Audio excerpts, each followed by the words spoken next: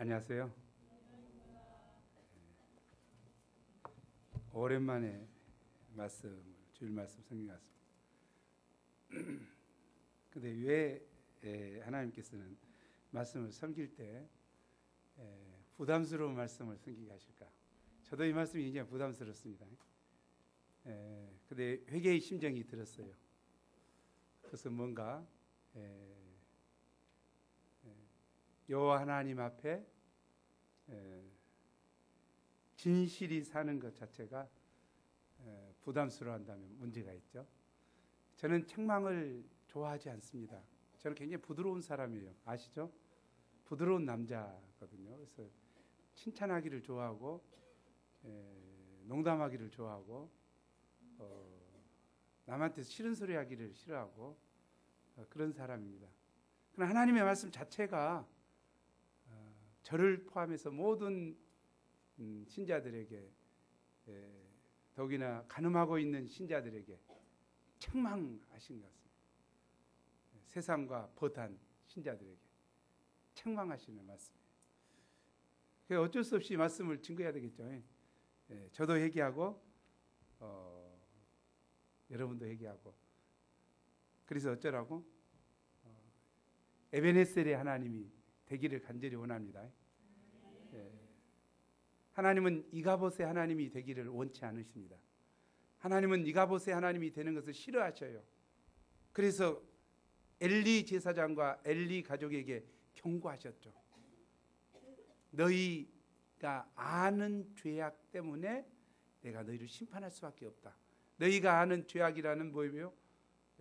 하나님을 무시하고 하나님의 제사를 경시하고 하나님께 드리는 예배를 경시하는 그 죄악 때문에, 또 하나님보다 자녀를 더 사랑하고 우상시 섬기는 그 죄악 때문에 어쩔 수 없이 너를 심판한다. 경고하셨어요. 경고하는 목적은 뭐죠? 그대로 하시기 위해서? 아니죠.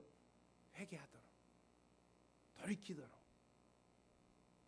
내가 용서의 하나님이신 것을 알도록. 그러나 엘리와 엘리 제사장 가족들은 회개하지 않았죠. 결국 하나님은 말씀대로 오늘 심판하십니다.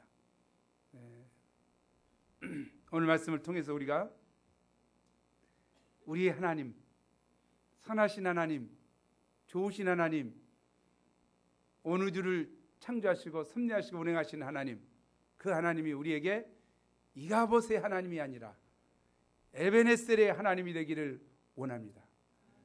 에베네셀의 하나님으로 찬양하기를 원합니다. 에베네셀의 하나님이 되셔서 여러분의 삶 속에 축복과 구원과 승리와 영광이 가득하기를 간절히 기도합니다. 우리 7장 3절 말씀 함께 읽죠. 시작. 사무엘이 오 이스라엘 온 족속에게 말하여 이르되 만일 너희가 전심으로 여호와께 돌아오려거든 이방 신들과 아스타롯을 너희 중에서 제거하고 너희 마음을 여호와께로 향하여 그만을 섬기라.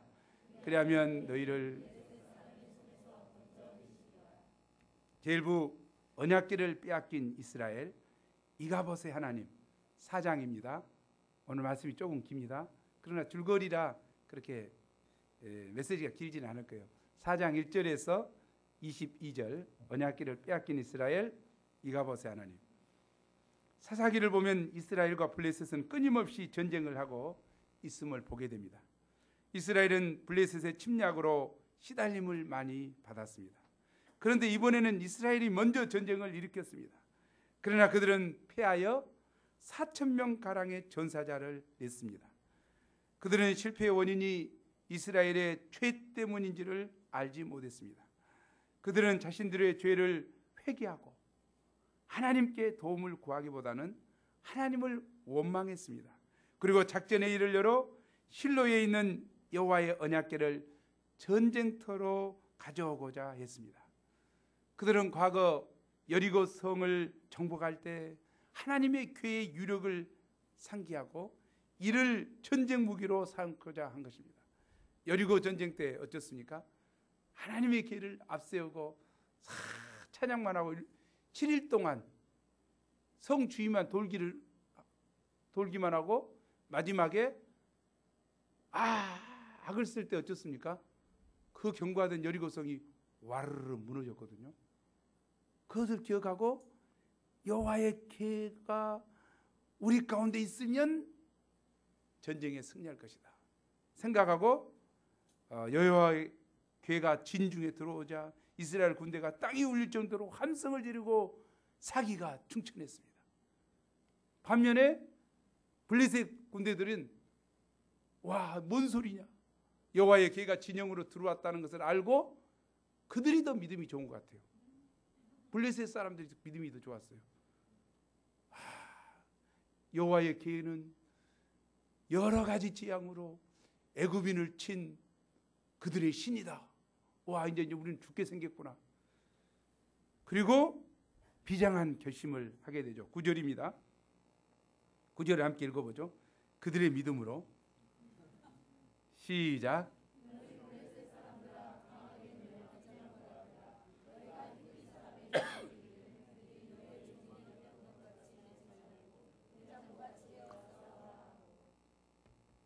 예, 이제 우리는 죽게 생겼다. 야, 죽더라도 그들의 종이 될 것이 아니라 힘써서 싸워보자. 예? 그래서 한번 대장부답게 죽더라도 멋있게 죽자 하고 그들은 파이팅 스피릿이 충만했습니다.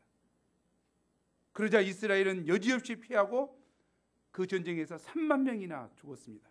그리고 설상가상으로 하나님의 궤도 빼앗기고 엘리의 두 아들 홈니와 비느하스도 죽임을 당했습니다. 그들은 전보다 더욱 크게 패하게 되었습니다.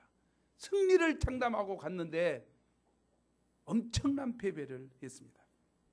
이스라엘이 하나님의 언약궤를 앞세웠는데도 싸움에 패한 이유가 무엇일까요?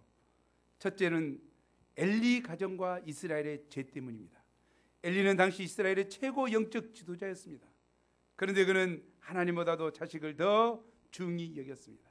그의 두 아들 홈니와 비느하스는 여호와의 심판의 메시지를 듣고도 회개치 않았습니다. 또 이스라엘 백성들은 이방 신들을 섬기는 죄 가운데 있었습니다. 하나님은 이런 이스라엘을 심판하시는데 블레셋을 심판의 도구로 쓰신 것입니다. 그래서 블레셋 군대에게 엄청 깨져버렸습니다. 둘째는 하나님을 이용하고자 했기 때문입니다. 언약궤는 거룩하신 하나님께서 이스라엘 백성들 가운데 거하신다는 임재의 상징입니다. 언약궤는 이스라엘의 중심이었습니다. 이 언약궤를 모시는 장막은 후에 예루살렘 성전이 되었습니다. 하나님은 언약궤를 통하여 이스라엘과 동행하시며 말씀하셨습니다. 이스라엘이 언약궤를 앞세우고 나갔을 때 요단강을 건널 수 있었고 견고한 여리고성도 무너뜨릴 수 있었습니다. 이는 그들이 보이지 아니하는 하나님을 절대적으로 믿고 의지하는 산 믿음이 있었기 때문입니다. 뭐라고요? 보이지 않는 하나님을 절대적으로 믿는 산 믿음이 있었다는 거죠. 믿음이 있고 언약궤가 함께 했다는 거죠. 근데 지금 어쩌습니까? 그들은 종교의 형식만 있었지 하나님을 알지 못했습니다. 옴니와 비느하스 같은 불량자가 제사장이었으니 그들의 영적 상태가 어떠했는가 짐작할 수 있습니다. 그들은 하나님께 묻지도 아니하고 멋대로 전쟁을 일으켰습니다. 그리고 전쟁에서 패하자 이제는 언약궤를 이용하여 이겨보고자 했습니다. 그들은 하나님의 궤를 마치 부적처럼 생각했습니다. 부적을 차고 다니면 좋은 일이 있겠지 하는 생각으로 언약궤가 무슨 신비한 마력이라도 있는 것처럼 생각했습니다. 그러나 하나님이 함께 하시지 않는 언약궤는 하나의 궤짝에 불과했습니다. 사과 상자죠. 사과 궤짝이죠. 이들은 평소에 하나님을 섬기지도 않고 있다가 위기를 만나자 급히 하나님의 이름을 부르며 하나님을 이용코자 한 것입니다. 우리도 살아계신 하나님을 절대적으로 믿고 경외하기보다 필요할 때 하나님을 이용하기 쉽습니다. 되게 많은 사람들이 마음의 평안을 얻고 허무와 불안 문제를 해결하고자 하나님을 찾습니다. 그러다가 말씀 공부를 통해 예수님을 믿고 나면 마음이 평안해집니다. 마음이 평안해지면 이때 한 단계 더 나아가서 자기를 부인하고 자기 십자가를 지고 하나님을 섬김으로 믿음이 성장해야 되는데, 인생 문제가 해결되고 나면 살만하게 되면 자신의 욕심과 이상을 쫓아 자기 나름대로 살고자 합니다. 그리고 필요할 때만 하나님을 찾습니다. 이런 신앙을 무당신앙이라고 합니다. 제가 아는 어떤 자매도 허무와 정욕으로 인해 자신을 감당치 못하고 점점 미쳐가고 있었습니다. 몇 번이나 자살 기도를 했죠. 신체적인 조건 때문에 연약하고 힘들어하고 그랬습니다. 그는 학교도 제대로 다닐 수 없었고, 그런 그가 창세기 말씀을 공부하고 하나님을 만났습니다. 그를 괴롭히던 모든 인생 문제는 해결되고 마음의 평안을 찾게 되었습니다. 학교도 정상적으로 다니게 되었고 장학금을 유업하는 수준까지 갔습니다. 그는 이제 자기를 부인하고 자기 십자가를 지고 주님을 섬겨야 했습니다. 예수님의 제자의 삶을 살아야 했습니다. 그러나 살만하게 되니까 구원의 은혜를 잊고 미련 없이 자기 갈 길로 가버렸습니다. 우리 가운데도 정도 차이는 있지만 자기 유익을 위해 교회를 떠난 자들이 많습니다.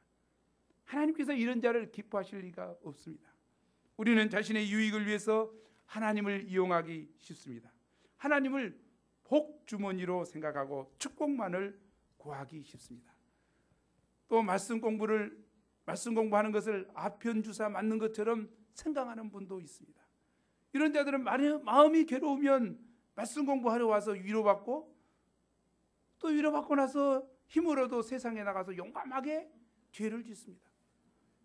이렇게 무당신앙을 가지고 하나님을 이용하고자 하는 자들은 하나님의 도움을 얻지 못할 뿐만 아니라 결국에는 진노를 면치 못하게 됩니다. 하나님은 인생들로부터 결코 이용당하실 분이 아니십니다.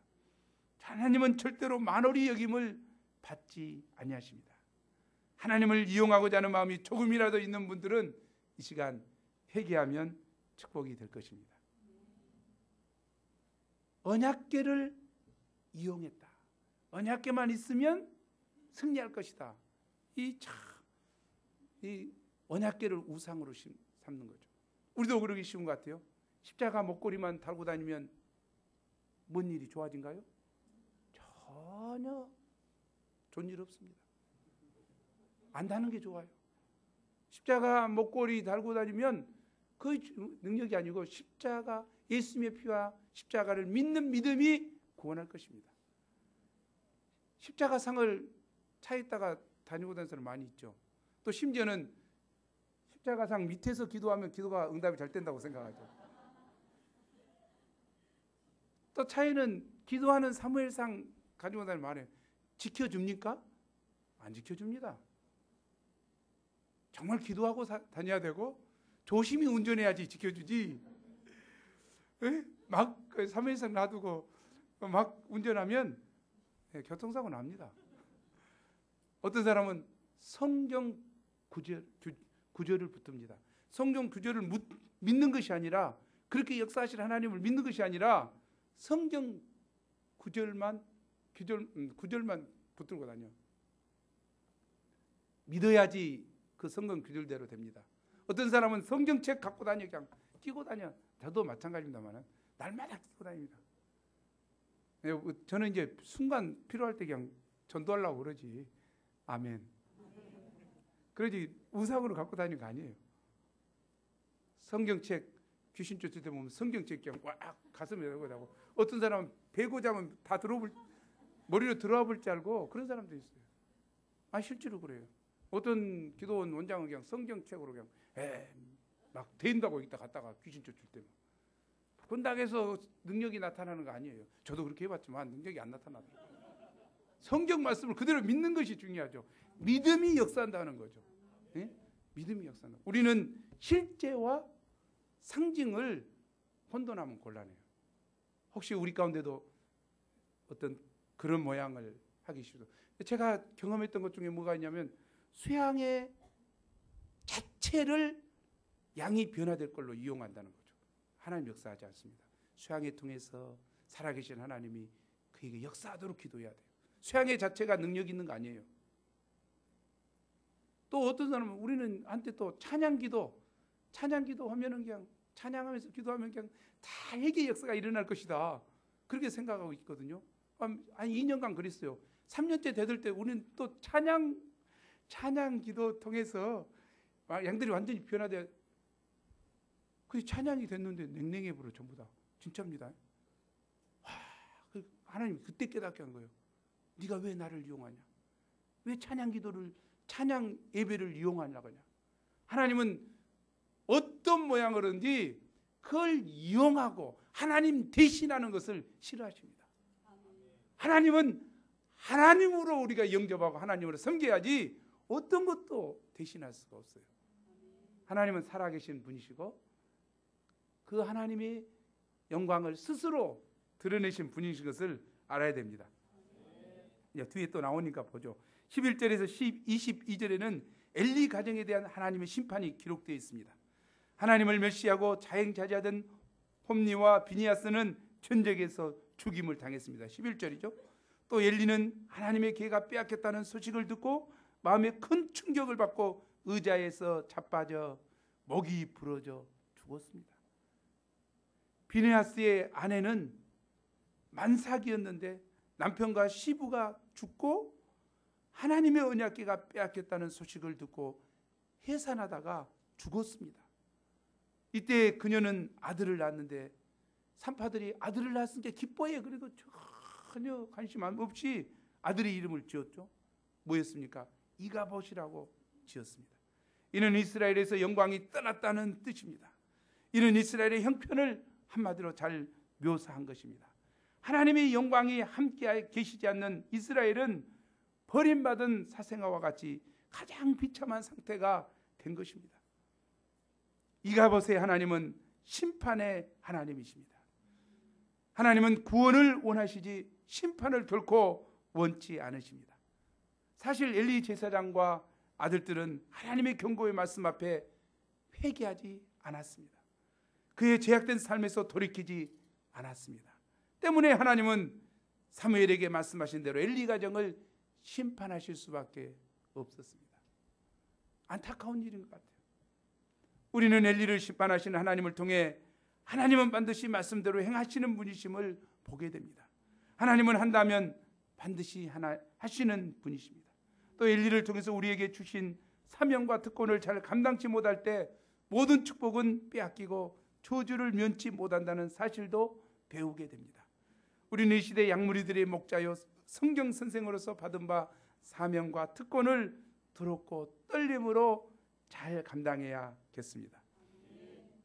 특히 엘리의 가장 큰 죄는 하나님보다도 자식을 더 귀히 여기고 사랑한 것입니다. 우리도 하나님보다도 육신의 자식이나 영적인 자식들을 또 축복으로 주신 것들을 더 사랑하고 즐기는 죄를 범치 않도록 조심해야겠습니다. 우리에게 하나님이 이가봇의 하나님이 되지 않기를 기도합니다. 제2부 블레셋 지방에서의 언약궤 스스로 영광을 드러내신 하나님, 5장에서 7장 2절까지죠. 5장 6장에서는 하나님의 궤가 이방 땅에서 긴 여행을 하고 다시 이스라엘로 돌아오게 되는 경유를 기록하고 있습니다. 블레셋 사람이 하나님의 궤를 빼앗아 에베네셀에서부터 아스돗으로 옮겼습니다. 그들은 이스라엘의 신을 이겼다는 생각에 의기양양했을 것입니다. 그들은 하나님의 궤를 전쟁 노획물로 취급하여 자신들이 섬기는 다곤 신전에 갖다 두었습니다. 다곤의 곁에 갖다 둔 것을 보면 언약궤가 다곤에게 졌으므로 다곤을 잘 섬기도록 하기 위함이었습니다. 그러나 다곤 신전에 어떤 이변이 일어났습니까? 3, 4절을 보십시오. 아스돗 사람이 이튿날 일찍 일어나 본즉 다곤이 여호와의 궤 앞에 납작 엎드러져 그 얼굴이 땅에 닿았습니다. 그들은 자신들이 섬기는 신이 이스라엘 신 앞에 굴복하고 있음을 보고 기분이 좋지 않았습니다. 그래서 다곤을 일으켜 다시 그 자리에 세웠습니다. 그런데 그 이튿날 아침에도 다곤의 얼굴이 여호와의 궤 앞에 엎드러져 얼굴이 땅에 닿았고 그 머리와 두 손목은 끊겨져 문지방에 있고 몸뚱이만 남았습니다. 이는 우연한 일이 아니요 하나님께서 이를 치신 것입니다. 하나님의 개가 빼앗겼을 때는 하나님은 주무시고 계신 것 같고 아무런 힘이 없으신 것 같습니다. 그러나 하나님은 살아계셔서 하나님을 모독하고 그 영광을 욕되게 할 때 스스로 그 이름을 위해 그의 영광과 능력을 나타내신 것입니다. 뿐만 아니라 하나님의 영광을 짓밟고 모독한 블레셋 사람들에게 가는 곳마다 재앙을 내림으로 그들을 심판하셨습니다. 6절을 보십시오. 여호와의 손이 심히 큰 환난을 그 아스돗 성에 더하게 하심으로 언약궤를 가드에서 에그론으로 서로 이제 보내기 시작해. 가는 곳마다 환난과 재앙을 내리고 사망과 독종으로 인해서 그들이 하나님을 크게 두려워하게 됐습니다. 그래서 8절에 보면 이스라엘의 신의 궤를 어찌하라. 이 골tik 덩어리인 여호와의 이 궤, 또 성읍의 부르짖음이 하늘에 사무쳤다. 12절에 고통스러우니까, 얼마나 큰 고통스러웠는지, 고통스러우니까 그냥 사무쳐. 그들은 하나님을 우습게 여기다가 큰 화를 만난 것입니다. 결국 여호와의 궤가 블레셋에게 큰 골칫거리, 뜨거운 감자, 핫 포테이토가 되었고 그들은 하나님의 궤를 이스라엘로 보내고자 궁리하게 되었습니다. 블레셋 사람들이 여호와의 궤를 돌려보내고자 할 때 왜 속건제를 드리고자 했습니까? 6장이죠. 2절 3절. 속건제란 원래 어떤 죄 때문에 배상으로 하나님께 바치는 제물입니다. 그들은 죄의 결과로 생긴 독종의 재앙에서 벗어나기 위해 속건제를 드리고자 했습니다. 그래서 자기식 방식대로 금 독종 5개와 금 쥐 5을 만들어서 여호와의 궤와 함께 수레에 싣고 벳세메스로 보내고자 했습니다. 자기식 방법이죠. 하나님은 어떤 것을 원하십니까? 이런 금을 원하는 거 아니고 뭐죠? 어린 양을 통해서 번제를 드리거나 이렇게 해야 되겠죠. 속죄제는. 그런데 자기 방식 금 독종 5개, 금 쥐 5. 이때 그들은 송아지를 둔 전나는 암소 2마리로 하여금 수레를 끌게 함으로써 이 재앙이 우연이 되었는가 하나님께로 말미암았는가를 알고자 했습니다. 만일 암소가 벳세메스로 곧장 가면 하나님께서 내린 것이요 그렇지 않으면 우연이 된 것으로 알고자 하였습니다. 12절을 보십시오. 암소는 벳세메스 길로 바로 행하여 대로로 가면서 갈 때 울고 좌우로 치우치지 아니했습니다. 암소가 사랑하는 새끼를 두고 40리 길이나 되는 벳세메스 길로 곧장 가기란 힘든 일입니다. 그러죠. 암소, 첫나는 암소는 뭡니까? 새끼 생각밖에 없죠. 새끼하고 떨어지려고 하잖아요. 그러나 두 암소가 새끼 이 본성을, 암소의 본성을 부인하고 좌우 치우치지 않고 곧장 하나님의 길로 이렇게 간다는 것은 쉬운 일이 아니에요. 그런데 하나님께서 그의 마음을 주장하셨죠. 암소의 마음을 주장하시고 새끼에 정두지 말고 끊고 가라. 진짜 암소가 부러워요. 순종하는. 우리는 그냥 뜻을 알면서도 순종 못하잖아요. 음미하며 울음소리를 내면서도 좌우로 치우치지 않고 하나님의 뜻에 절대 순종했습니다. 이로써 블레셋 사람들은 하나님의 살아 역사하심을 분명히 알게 되었습니다. 그런데 좀 안타까운 것은 그것이죠. 블레셋 사람들이 하나님이 역사하신 것, 독종, 이스라엘이 하나님께 영광을 돌렸지만 회개하고 믿었다는 소리가 없어. 하나님의 기적을 보고도. 우리 가운데도 그런 사람 있지 않습니까? 하나님의 기적을 보고도, 하나님의 살아계심을 보고도 자기 우상을 여전히 섬기는 자들이 있어요. 안타까워요. 버리고 하나님을 섬기고 하나님께 영광을 돌려야 되겠죠. 쓴맛 더 보기 전에. 이상에서 하나님은 블레셋 사람 가운데 어떤 분으로 나타났습니까? 하나님은 모든 신유에 뛰어난 유일하신 분이십니다. 아니, 하나님만이 참신이요, 모든 신들은 모두 사람들이 필요에 따라 만든 거짓 신의 불과함을 나타내셨습니다. 사람들은 불안하고 두렵기 때문에 다곤이나 바알 등 갖가지 신을 만들어 놓고 섬깁니다. 때로는 사람을 우상하여 섬기기도 합니다. 우리가 자주 쓰던 고목나무 이야기 알죠? 선앙당에서 고목 앞에 물 떠놓고 자꾸 빌다 보니까 고목이 생각할 때 줄 것 없는데 저 사람 빈데 어쩔까? 고민하다가 팍 썩어버린 것이 고목이다. 이 쓸데없는 우상에 절하고 있는 어리석은 사람들이 많죠. 이렇게 사람들은 어리석게도 갖가지 많은 신들을 만들어 놓고 섬깁니다. 이것은 분명히 미개한 시대 사람들이 배우지 못한 무식한 사람들만이 하는 것이 아닙니다. 오늘날 과학이 고도로 발달한 시대에도 우상 숭배는 성행하고 있고 교육을 많이 받은 자들도 마찬가지입니다. 고관 대작들이 남몰래 점장기를 찾습니다. 해석 안 되면 돼지 머리를 놓고 고사를 드리지 않았다고 생각합니다.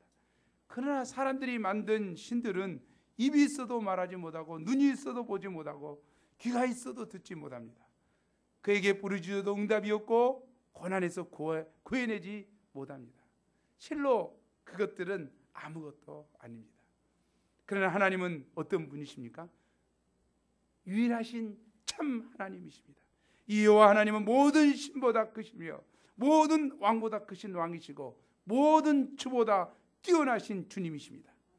이 여호와 하나님은 이스라엘의 하나님이신과 동시에 블레셋의 하나님이시며 바로 우리 하나님이십니다. 아멘. 하나님은 태초에 천지를 창조하신 분이시오 우리를 지으신 분이십니다. 하나님은 지금도 살아계셔서 온 우주를 주관하시며 그 크신 영광의 권능을 나타내고 계십니다. 오늘도 햇빛을 비춰주십니다. 오늘도 지구가 돌게 하십니다. 힘이 없어서 멈추게 하지 않습니다. 하나님만이 영광과 존귀와 섬김을 받기에 합당하신 분이십니다. 우리는 이 하나님을 절대적으로 경외함으로 섬겨야 합니다. 하나님 외에는 다른 신이 없습니다. 아멘. 하나님의 계는 마침내 이스라엘 지역인 벳세메스에 이르렀습니다. 그런데 벳세메스 사람들이 하나님의 계를 호기심을 가지고 들여다보았기 때문에 많은 사람이 죽게 되었습니다. 그들은 경거망동하다가 큰 화를 만난 것입니다. 빼앗겼던 하나님의 계를 찾게 되자 너무 기쁘고 그래서 번제를 드린 후에 한번 열어보려겠다 이 말이죠. 호기심 때문에 너무 기뻐가지고 열어보다가 어떻습니까? 그날에 5만 70명 죽게 되었습니다. 하나님은 만월히 여길 분이 아닙니다. 하나님 앞에 경고망동해서는 안 됩니다. 하나님 앞에는 경건한 자세가 필요합니다. 하나님은 거룩한 분이십니다. 우리는 하나님은 은혜로우시고 자비로우신 분으로만 생각하고 하나님을 함부로 대하기 쉽습니다. 특히 신학의 성도들이 더욱 그렇습니다.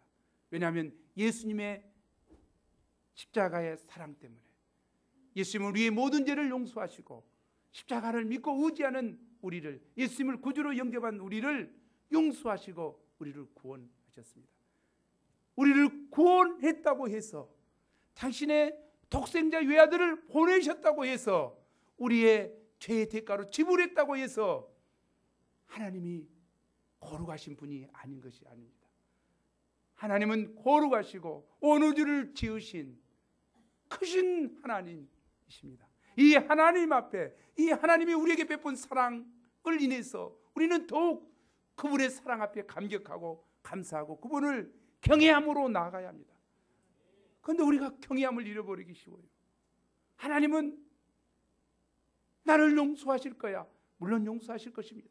그러나 반복하여 하나님을 무시하고 죄악 가운데 거하고 하나님을 슬프시게 한다면 하나님은 거룩하신 하나님으로 우리에게 다가오실 것입니다. 하나님은 거룩하시고 공의로우신 분이십니다. 갈라디아서 6장 7절 8절은 우리에게 말씀해 줍니다. 함께 읽어보죠. 시작. 하나님은 업신여김을 받지 아니하시나니 사람이 무엇으로 심든지 그대로 거두리라. 자기의 육체를 위하여 심는 자는 육체로부터 썩어질 것을 거두고 성령을 위하여 심는 자는 성령으로부터 영생을 거두리라. 사람을 속일 수 있고 자기 자신도 속일 수 있을지 모르나 하나님을 속일 수는 없습니다. 우리는 이 거룩하신 하나님 앞에 옷깃을 여미며 두렵고 떨림으로 서야 합니다. 하나님을 이용하여 자신의 꿈과 이상을 성취시키고 욕심과 만족을 채우고자 하는 죄악을 깊이 회개하고 경외함으로 하나님을 섬겨야겠습니다. 하나님의 향한 진정한 사랑은 깊은 경외심을 동반해야 합니다. 깊은 경외심이 없는 사랑의 소리는 거룩하신 하나님 앞에 헛된 소리가 될 것입니다. 제3부 에벤헤셀의 하나님 7장 3절에서 17절입니다. 이스라엘 온 족속이 여호와를 사모하게 될 때 사무엘이 이스라엘의 실제적인 목자로 나타나게 됩니다. 사무엘은 이스라엘 백성들을 어떻게 섬겼습니까? 첫째, 이방 신상을 제하고 하나님만을 섬기도록 회개를 촉구하였습니다. 3절 우리 함께 읽어보죠. 시작. 사무엘이 이스라엘 온 족속에게 말하여 이르되 만일 너희가 전심으로 여호와께 돌아오려거든 이방 신들과 아스타롯을 너희 중에서 제거하고 너희 마음을 여호와께로 향하여 그만을 섬기라. 그만을 섬기라 그러니까 그만 섬기라 하는 줄 알고 착각하지 말고 그분만을 섬겨야 되겠습니다. 이 말씀은 생활 속에 그들의 마음을 지배하고 있는 모든 우상을 버리고 온전히 하나님만을 섬기라는 것입니다. 다시 말하면 부분적으로 적당히 회개할 것이 아니라 철저하게 회개하라는 것입니다. 이를 볼 때 그들 가운데는 알게 모르게 많은 이방 신상들이 들어와 그들을 지배하고 있었음을 보게 됩니다. 바알은 당시 가나안 농경신으로 농사와 가축과 인간의 다사를 지배하는 신이었습니다. 또 아스타롯은 그의 사모님으로서 매혹적인 여신이었습니다. 그들의 제전은 육신적이고 음란했습니다. 참 중요한 이야기다. 목축 생활을 하던 이스라엘 백성들이 이제 가나안 땅에 정착하여 농경 생활을 하게 되었습니다. 농경 생활을 하면서 가만히 보니까 가나안 사람들이 바알과 아스타롯을 섬기며 그들에게 막 절하고 뭐하고 그러니까 농사가 잘 지어진 것 같고 뭐 가축들이 막 새끼도 잘 난 것 같고 막 이렇게 하니까 음으로 양으로 영향을 받게 됐다 이 말이죠. 여호와 하나님을 그들도 섬기면서 동시에 가나안 농경신인 바알과 아스타롯을 하나씩 가져오는 거예요. 닮아가는 거예요. 자기 생활에 찡겨오는 거예요. 그들은 하나님을 절대적으로 섬기지 아니하고 상대적으로 인본주의적으로 섬겼습니다. 하나님은 이런 혼합주의적 신앙을 아주 싫어하십니다. 오늘날도 많은 사람들이 이런 식으로 하나님을 섬기고 있습니다. 하나님도 섬기고 물질도 섬깁니다. 하나님도 섬기고 아스타롯과 같이 아름다운 여신도 섬깁니다. 육신을 사랑하고 육신적인 죄를 짓습니다. 하나님도 섬기고 남편과 자식도 섬깁니다. 하나님도 섬기고 자신의 이상과 꿈도 섬깁니다. 하나님을 믿으면서도 실제적으로는 제약된 생활을 하고 즐기는 것이 세상 사람들과 조금도 다를 바 없습니다. 이런 신앙생활은 멋있는 것 같고 현명한 것 같습니다. 하나님만 절대적으로 섬기는 신앙생활은 어리석게 생각하고 많은 신자들이 하나님과 이방신을 동시에 섬기며 삽니다. 그래서 야고보 선생은 야고보서 4장 4, 5절에서 우리에게 권면 경고합니다. 우리 한번 야고보 선생의 이야기를 한번 들어보죠. 함께 읽겠습니다. 시작.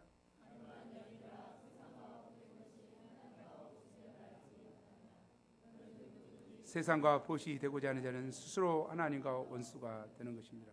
너희는 하나님이 우리 속에 거하게 하신 성령이 시기하기까지 사모한다 하신 말씀을 헛된 줄로 생각하느냐. 이건 신자에 대한 이야기입니다. 신자가 아닌 사람에 대한 이야기가 아니에요. 신자에 대한 이야기예요. 왜? 그 5절이죠. 너희 속에 거하시는 성령, 성령을 받은 사람이죠. 예수님을 믿는 사람이에요. 성령을 받은 사람이 성령이 안타까워한다는 거죠. 하나님을 사랑해야 되는데 세상을 사랑하고 세상과 버티고 세상으로 나가는, 그래서 하나님의 원수가 된 그것을 안타까워한다는 거예요. 내면에서 고통한다는 거예요. 성령 하나님께서. 신자가 그렇다는 거예요.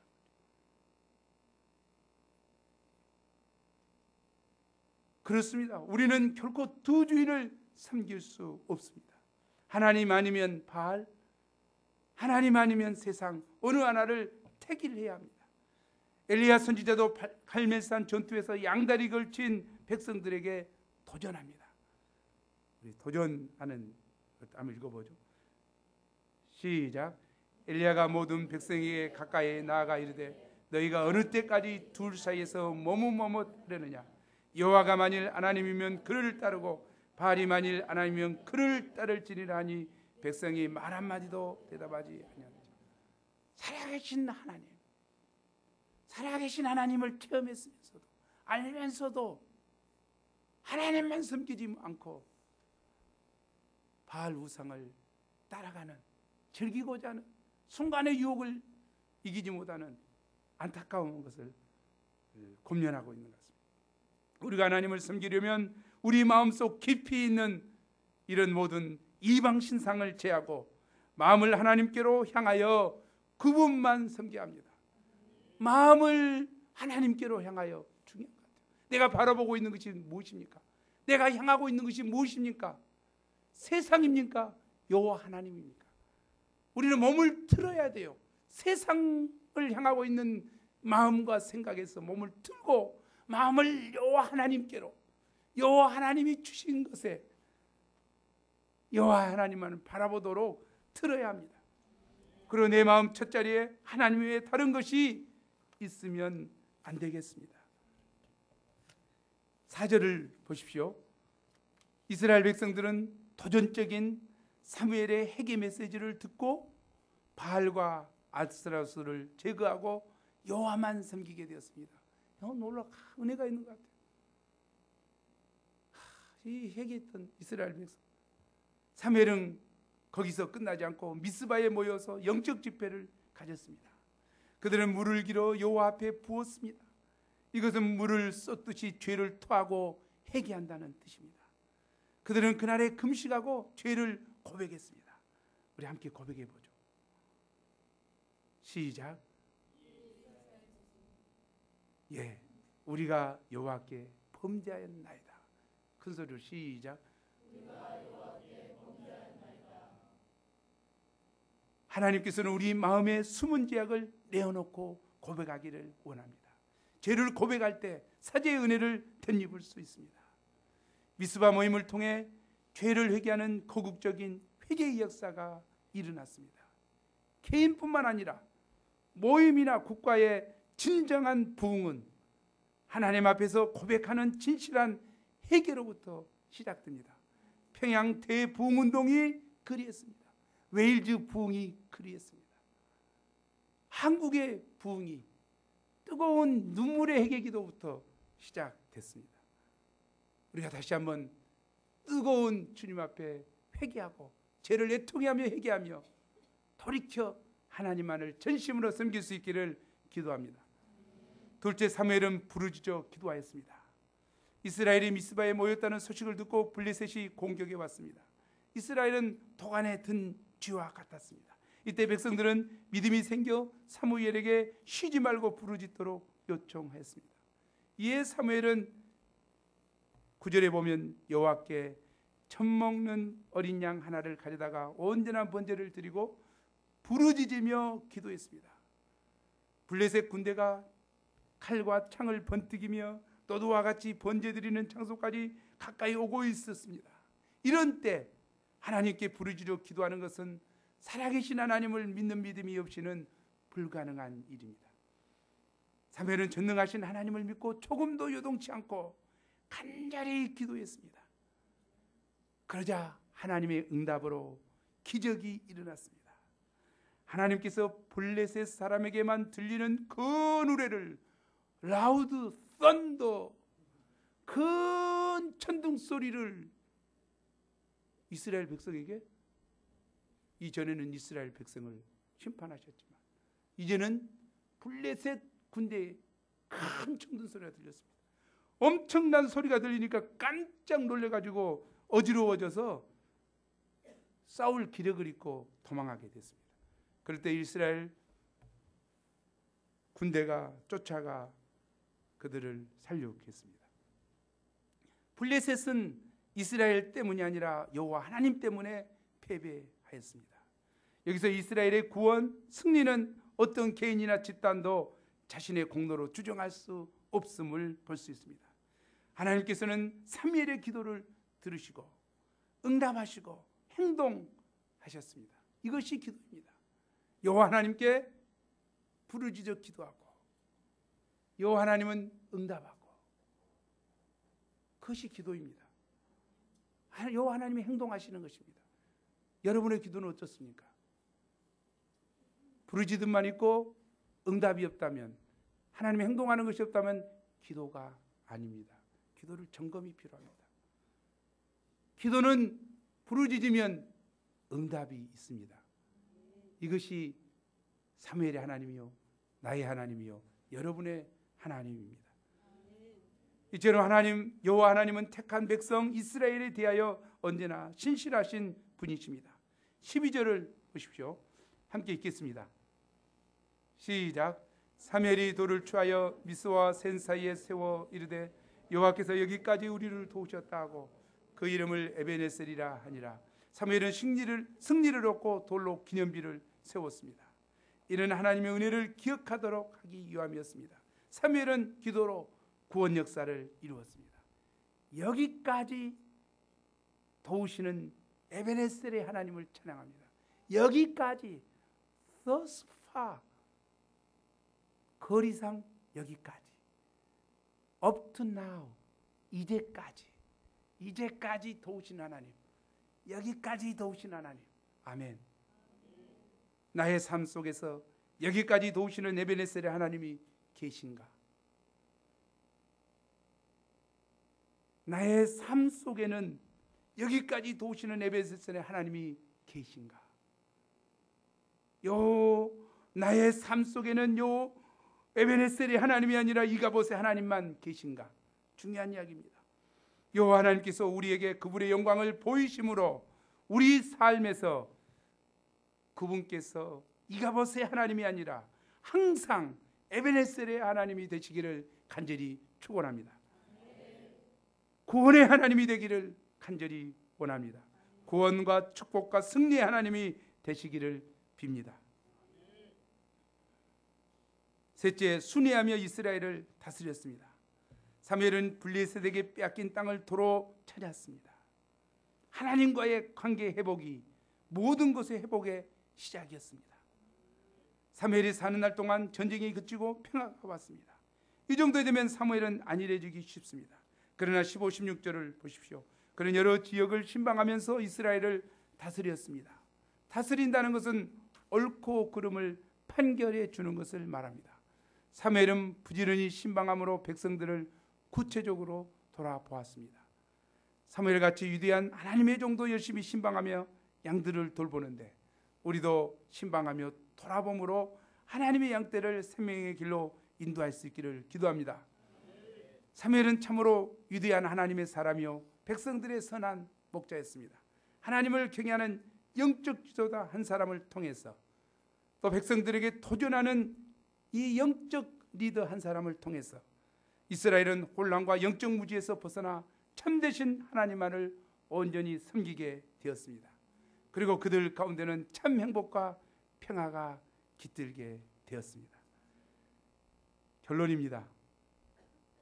요절 말씀을 다시 한번 보십시오. 너희가 전심으로 여호와께 돌아오려거든 이방신들과 아스다롯을 너희 중에서 제거하고 너희 마음을 여호와께로 향하여 그만을 섬기라. 우리 마음 가운데 있는 이방 신상이 무엇입니까? 육신적인 아스다롯을 섬기는 학생이 있을 수 있습니다. 물질적인 바알의 마음을 다 빼앗겨버린 학사가 있을 수 있습니다. 우리 가운데 물질과 육신의 정욕의 마음을 빼앗기고 몸만 왔다 갔다 하는 분이 있을 수 있습니다. 이 시간 사무엘의 곤면처럼 도전처럼 이방 신산을 온전히 제거하고 우리 마음을 하나님께로 향할 수 있기를 기도합니다. 거룩하시고 유일하신 창조주 하나님만을 경배하고 섬길 수 있기를 기도합니다. 그래서 여호와 하나님께서 우리에게 순간순간 그분의 영광을 보이심으로 우리 삶에서 그분께서 이가봇의 하나님이 아니라 항상 에베네셀의 하나님이 되시기를 간절히 기도합니다. 우리 함께 3절 말씀 읽고 마치겠습니다. 시작. 사무엘이 이스라엘 온 족속에게 말하여 이르되 만일 너희가 진심으로 여호와께 돌아오려거든 이방 신들과 아리스타롯을 너희 중에서 제거하고 너희 마음을 여호와께로 향하여 그만을 섬기라. 그리하면 너희를 블레셋 사람의 손에서 건져내으리라. 우리 잠깐 소리 내서 3분 동안 통성으로 기도하겠습니다. 나의 하나님, 이가봇의 하나님이 아닌 에베네셀의 하나님이 되시도록 우리의 마음에 있는 바알과 아스타롯을 회개하고 전심으로 여호와께만 향할 수 있도록 회개하고 기도하겠습니다. 하나님 아버지, 시간 귀한 말씀을 통해서 도전을 주셔서 감사합니다. 이스라엘 백성처럼 저희가 순간순간 참으로 저에게 유익이 될 것 같은 바알을 아스타롯을 음란히 섬기고 참으로 하나님을 온전히 쫓지 못하기 쉬운 죄인임을 고백하고 회개합니다. 결국 제 가운데 있었던 경고를 듣고도 회개하지 않는 이 엘리와 엘리 제사장의 가정을 하나님 심판하신 것처럼 참 이가봇의 하나님이 되지 않도록 저희가 하나님 앞에 마음을 겸손히 하게 도와주시옵소서. 저희의 이 바알과 아스타롯을 회개하게 도와주시고 다만 살아계신 하나님, 전능하신 하나님, 거룩하신 하나님, 공의로우신 하나님, 항상 도우시는 하나님, 선하신 하나님을 나의 하나님으로 온전히 믿고 전심으로 하나님을 섬길 수 있도록 도와주시기를 간절히 기도합니다. 하나님, 이 참 새학기에 저희가 마음을 하나님께 집중할 수 있도록 도와주시옵소서. 오 에베네셀의 하나님, 도우시는 하나님, 저희의 하나님이 되시옵소서. 저희의 하나님이 되시옵소서. 에베네셀의 하나님을 찬양하오니 저희 가운데 임하시옵소서. 저희 가운데 경배를 받으시옵소서. 하나님 아버지, 이 시간 원치 않으셨지만 엘리 제사장 또 가정을 심판하실 수밖에 없었던 하나님, 음란히 우상을 섬기는 이스라엘을 블레셋을 사용하여 패하게 하실 수밖에 없었던 하나님, 이가봇의 하나님, 이 시간 하나님 저희가 회개합니다. 저희가 여호와 하나님께 범죄하였습니다. 저희가 여호와 하나님 한 분만을 섬기기보다 이 세상을 사랑하고 죄악된 것들을 즐기며 음란히 행했던 죄를 회개하오니 용서하여 주시고 저희가 저희 내면에 있는 바알과 아스타롯을 제거하고 회개하고 다만 여호와 하나님만 향하고 여호와 하나님만을 섬기는 저희가 될 수 있도록 도와주십시오. 저희 삶 가운데 하나님 당신의 영광을 드러내심으로 에베네셀의 하나님이 되게 하시며 저희 삶을 통해서 하나님께서 영광을 거두어 주시옵소서. 이 말씀이 저희 심령의 생명의 말씀으로 역사하여 주옵소서. 감사합니다. 감사하고 예수님 이름으로 기도합니다.